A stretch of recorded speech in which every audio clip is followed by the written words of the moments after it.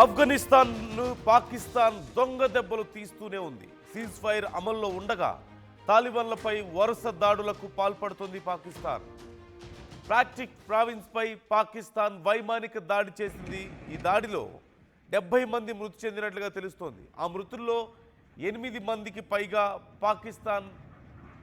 Afghanistan cricket బోర్డుకు సంబంధించిన వాళ్ళు ఉన్నారు, మహిళలు ఉన్నారు, చిన్నారులు ఉన్నారు. క్లబ్ క్రికెటర్స్ కబీర్ సిబతుల్లా స్పాట్లోనే ప్రాణాలు కోల్పోయినట్లుగా తెలుస్తోంది. దాడి తర్వాత పాక్ రక్షణ శాఖ కీలక ప్రకటన చేసింది. పాక్ నుంచి ఆఫ్ఘన్ ప్రజలు వెళ్లిపోవాలంటూ ఆదేశించింది. మరోవైపు పాకిస్తాన్ దాడిపై తాలిబాన్లు సీరియస్ అవుతున్నారు. ప్రతీకార చర్యలో భాగంగా ఒక బిగ్ అటాక్ కు పాల్పడే ప్లాన్ కనిపిస్తోంది. మరోవైపు పాకిస్తాన్తో క్రికెట్ సిరీస్ను రద్దు చేసుకుంది ఆఫ్ఘనిస్తాన్ శ్రీలంక పాకిస్తాన్ ట్రై సిరీస్ నవంబర్లో జరగాల్సి ఉండగా ఈ సిరీస్ నుంచి వైదొలుగుతున్నట్లుగా ఆఫ్ఘనిస్తాన్ ప్రకటించింది. ఇది ఒక దొంగ దెబ్బ, సిగ్గుమాలిన చర్యగా ఆఫ్ఘనిస్తాన్ ఈ చర్యని భావిస్తోంది. పాకిస్తాన్ వరుసగా దొంగ దెబ్బలకు పాల్పడడం పట్ల ఆఫ్ఘనిస్తాన్ చాలా సీరియస్గా ఉంది. 3 క్రికెటర్స్ ప్రాణాలు కోల్పోయారు. కబీర్ అలాగే సిబ్గతుల్లా, హరూన్ ఈ 3కి నివాళులు అర్పిస్తూ ఆఫ్ఘనిస్తాన్ క్రికెట్ బోర్డు ఈ ట్రై సిరీస్ నుంచి తప్పుకుంది. శ్రీలంక పాకిస్తాన్ ఆఫ్ఘనిస్తాన్ మధ్య నవంబర్లో ఈ సిరీస్ జరగాల్సి ఉంది. ఈ నేపథ్యంలో లాహోర్ అలాగే రావుల్పిండిలో దీనికి సంబంధించిన మ్యాచెస్ జరగాలి. ఈ ప్రాక్టీస్ మ్యాచెస్లో ఉండగా పాకిస్తాన్ సరిహద్దుల్లో ఉన్న సమయంలో ఒక్కసారిగా పాకిస్తాన్ ఈ దొంగ దాడులకు పాల్పడింది. ఓ పక్క సీజ్ ఫైర్ వైలేషన్కి పాల్పడుతున్నటువంటి పరిస్థితి కనిపిస్తోంది. సీజ్ ఫైర్ ఒప్పందం ఉంది ఇరు దేశాల మధ్య.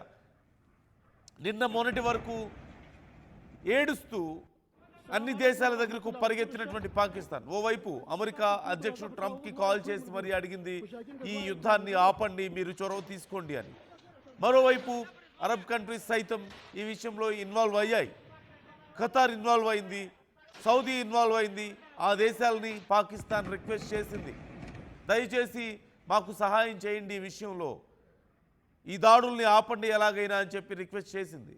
తీరా దాడులు ఆపిన తర్వాత వరుసగా దొంగ దెబ్బలకు పాల్పడుతుంది, దొంగ దాడులు చేస్తుంది. వరుసగా ఆఫ్ఘనిస్తాన్ మీద దాడులకు పాల్పడుతూ అనేక మంది ప్రాణాలని పొట్టన పెట్టుకుంటున్నటువంటి పరిస్థితి కనిపిస్తుంది.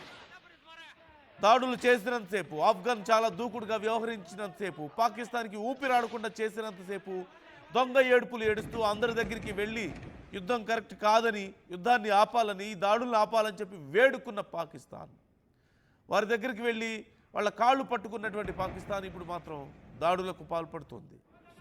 శత్రువు సైలెంట్గా ఉన్న సమయంలో ఒక్కసారిగా దొంగ దెబ్బలు తీస్తోంది. ఖచ్చితంగా ఇప్పుడు జరిగినటువంటి దాడులకు ప్రతీకారంగా ఆఫ్ఘనిస్తాన్ నుంచి సైతం మరొకసారి కీలక దాడులు ఉండే అవకాశం ఉందన్న అంచనాలు ఉన్నాయి. సీజ్ ఫైర్కి ఇరు దేశాలు ఒప్పుకున్న తర్వాత ఇక శాంతియుతంగా ఉంటారు అనుకున్న సమయంలో ఇక శాంతి నెలకొనబడుతుంది, ఇక ప్రాణాలు పోవాల్సిన అవసరం లేదు అనుకుంటున్న సమయంలో పాకిస్తాన్ వరుస దొంగ దెబ్బలకు పాల్పడుతున్న నేపథ్యంలో ఇప్పుడు ఆఫ్ఘనిస్తాన్ సైతం తిరిగి దాడులకు పాల్పడే అవకాశం ఉంది. ప్రతి దాడులు చేసే అవకాశం ఉన్నట్లుగా కనపడుతుంది. ఈ నేపథ్యంలో ఉద్రిక్త పరిస్థితులు మరొకసారి నెలకొనే అవకాశం ఉంది. ఇప్పటికే ఇరు దేశాల మధ్య బందీలుగా ఉన్నటువంటి ఖైదీల గురించి మాట్లాడుకుంటున్నారు, ఆ దేశ సైనికుల గురించి మాట్లాడుకుంటున్నారు. పాకిస్తాన్ సైనికులు ఆఫ్ఘనిస్తాన్ దగ్గర ఉన్నారు, ఆఫ్ఘనిస్తాన్కి సంబంధించిన కొంతమంది పాకిస్తాన్ దగ్గర ఉన్నట్లుగా తెలుస్తోంది.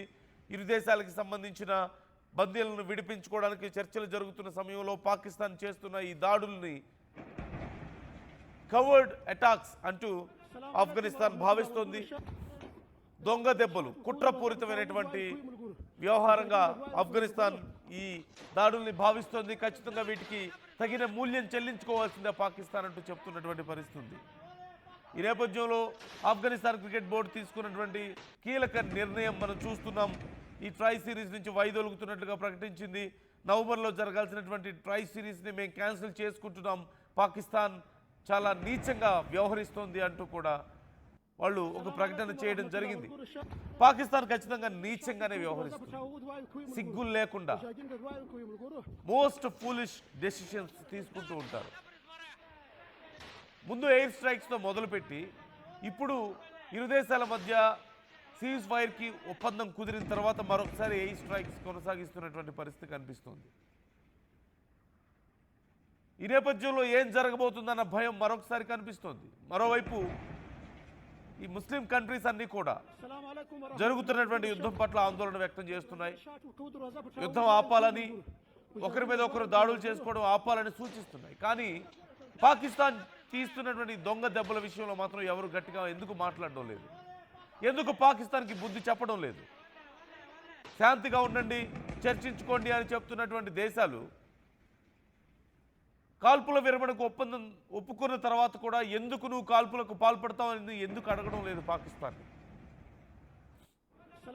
పాకిస్తాన్ బుద్ధి ఇలాగే ఉంటుంది ఖచ్చితంగా. గతంలో భారత్ విషయంలో కూడా ఇలాగే వ్యవహరించింది. యుద్ధంలో ఇక ఓడిపోతున్నామని తెలిసి ఇక యుద్ధం చేయడం చేతగాక భారత్తో కాళ్ల బేరానికి వచ్చి యుద్ధం ఆపండి అని చెప్పి అడిగిన తర్వాత, భారత్ యుద్ధం ఆపిన తర్వాత, సీజ్ ఫైర్కి ఒప్పందం చేసుకున్న తర్వాత మళ్ళీ బోర్డర్లో ఎలాగైతే కాల్పులకు పాల్పడిందో అలాంటి పనులే ఇప్పుడు మళ్ళీ ఒకసారి చూస్తున్నాం. ఆఫ్ఘనిస్తాన్ విషయంలో దాడులు ఆపండి మహాప్రభు అంటూ వాళ్ళని వేడుకొని అన్ని దేశాలకు ఫోన్లు చేసి అందరితో మాట్లాడి యుద్ధం ఆపమని అడిగి తీరా యుద్ధం ఆపిన తర్వాత బోర్డర్లో కాల్పులకు పాల్పడడం, ఎయిర్ స్ట్రైక్స్ చేయడం మనం చూస్తూనే ఉన్నాం. సామాన్య ప్రజలు ప్రాణాలు కోల్పోతున్నారు. యుద్ధం జరిగినప్పుడు సైనికుల మీద దాడులు చేసుకోవడమో లేదంటే సైనికుల ప్రాణాలు పోవడం సహజంగా మనం చూస్తూ ఉంటాం. కానీ సివిలియన్స్ మీద దాడులు చేస్తుంది. ఇక్కడ ప్రాణాలు కోల్పోయింది సాధారణ పౌరులు, మహిళలు, చిన్నపిల్లలు, క్రికెటర్స్. ఇరు దేశాల మధ్య బంధాలు పెంచుకోవడానికి క్రికెట్ ఉపయోగపడుతుంది ఖచ్చితంగా. అలాంటి ఆటగాళ్ల ప్రాణాలు తీసింది పాకిస్తాన్. ఇంతకంటే నీచమైన చర్య ఇంకోటి ఉంటుందా? ఇంతకంటే నీచమైన బుద్ధి ఇంకోటి ఉంటుందా? సామాన్య ప్రజల ప్రాణాలు తీస్తుందా? చిన్నపిల్లలు, మహిళలు, దే ఆర్ ఇన్నోసెంట్. వాళ్ళు ఏం చేయగలుగుతారు? నిజంగా యుద్ధం చేయడం చేత అయితే యుద్ధం చేయగలిగిన వాళ్ళతోనే కదా చేయాలి. సైనికులతో యుద్ధం చేయాలి. సైనికులు, ఆఫ్ఘనిస్తాన్ సైనికులు, తాలిబాన్స్ పాకిస్తాన్ మీద దాడులు చేస్తున్నప్పుడేమో ఏడ్చి మొత్తుకుంటారా? యుద్ధం ఆపండి, ఆపించండి అని అందరి దగ్గరికి వెళ్తారా? తీరా యుద్ధం ఆపిన తర్వాత సామాన్య ప్రజల ప్రాణాలు తీస్తారా? చిన్నపిల్లలవి, మహిళలవి, క్రికెటర్స్. ఇంత ఉద్రిక్త పరిస్థితుల్లో కూడా వాళ్ళు ప్రాక్టీస్ మ్యాచెస్కి అటెండ్ అవుతున్నారు. ఆఫ్ఘనిస్తాన్, పాకిస్తాన్ మధ్య జరగబోతున్నటువంటి మ్యాచ్ల కోసం వాళ్ళు ప్రాక్టీస్ చేయడం కోసం పాకిస్తాన్ బోర్డర్లో ఉంటే అది తెలిసి కావాలని దాడులకు పాల్పడింది పాకిస్తాన్. ఇంతకంటే నీచమైన మనస్తత్వం ఎవరికుంటుంది? ఇంతకంటే సిగ్గుమాలిన పనులు ఇంకెవరైనా చేస్తారా? భారత్ని చూసి నేర్చుకోవాలి పాకిస్తాన్ ఎంత హుందాగా వ్యవహరించాలో యుద్ధం విషయంలో. ఎక్కడా కూడా సివిలియన్స్ మీద అటాక్ చేయలేదు భారత్. యుద్ధం జరుగుతున్న సమయంలో భారతదేశంలో ఉన్నటువంటి గుడుల మీద, హాస్పిటల్స్ మీద పాకిస్తాన్ అటాక్ చేయడానికి ప్లాన్ చేసి డ్రోన్స్ని పంపించినప్పుడు, కనీసం తిరిగి అటాక్స్ చేస్తున్నప్పుడు కూడా ఎక్కడా పాకిస్తాన్ ప్రజల ప్రాణాలకి ముప్పు లేకుండానే భారత్ వ్యవహరించింది. అక్కడ సివిలియన్స్ మీద అటాక్ చేయలేదు. కేవలం సైనిక స్థావరాలను మాత్రమే ధ్వంసం చేశాం. కేవలం ఉగ్రవాద స్థావరాలను మాత్రమే మనం ధ్వంసం చేశాము. మనం గౌరవంగానే ఉన్నాం అంత ఉద్రిక్త పరిస్థితుల్లో కూడా. కానీ పాకిస్తాన్ మాత్రం మన దేశంలో